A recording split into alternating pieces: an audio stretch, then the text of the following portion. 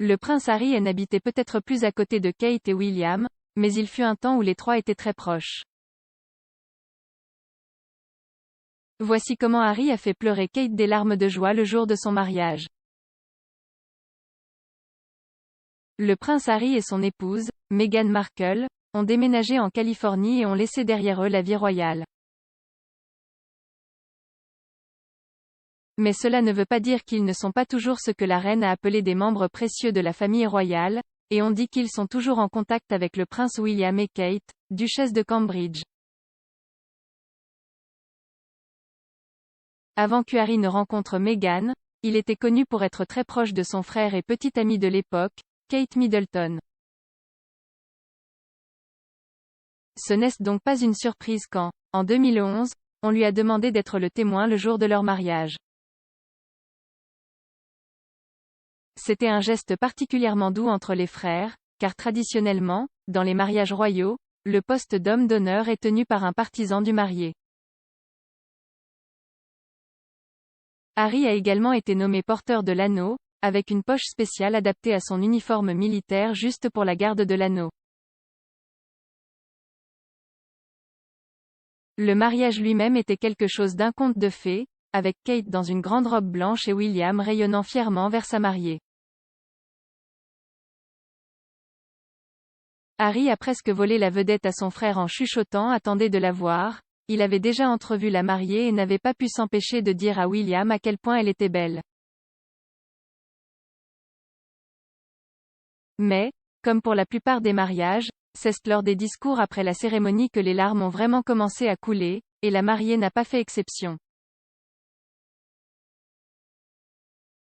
Dans sa biographie de 2017, Harry, Life, Loss and Love, l'auteur Katie Nicholl a révélé que le discours du témoin du duc de Sussex avait été particulièrement touchant. S'exprimant lors de la réception au palais de Buckingham, Harry aurait rendu un hommage affectueux à son frère et à sa nouvelle belle-sœur.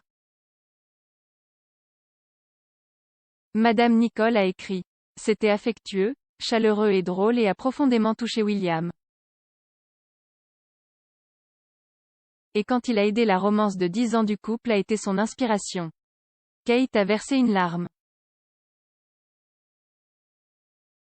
Madame Nicholl a partagé quelques détails plus juteux du discours. Elle a écrit.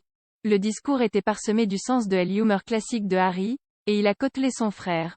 William n'avait pas d'eau romantique dans son corps avant de rencontrer Kate, alors je savais que c'était sérieux quand William a soudainement commencé à roucouler le téléphone chez Kate.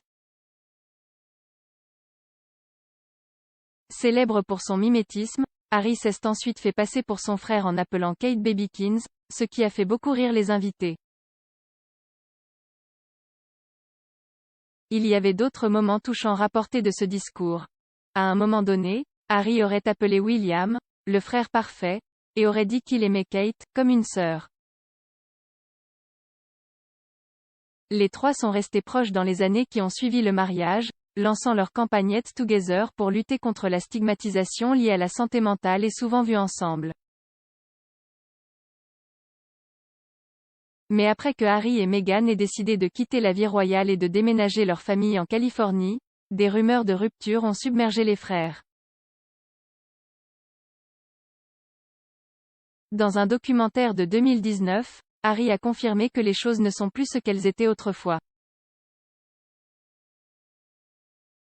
Dans Harry Meghan DITV, en African Journey, le prince a déclaré « Une partie de ce rôle et une partie de ce travail et de cette famille étant sous la pression qu'elle subit. Des choses se passent. Mais regarde, nous sommes frères. Nous serons toujours frères. » Il a poursuivi « Nous sommes certainement sur des chemins différents en ce moment mais je serai toujours là pour lui et comme je sais qu'il sera toujours là pour moi. » Nous ne nous voyons plus autant qu'avant parce que nous sommes très occupés mais je l'aime beaucoup. Pourtant, il a laissé entendre que la presse avait exagéré la réalité de la situation. Il a déclaré « La majorité des choses sont créées à partir de rien, mais en tant que frère, c'est comme je l'ai dit, vous avez de bons jours, vous avez de mauvais jours.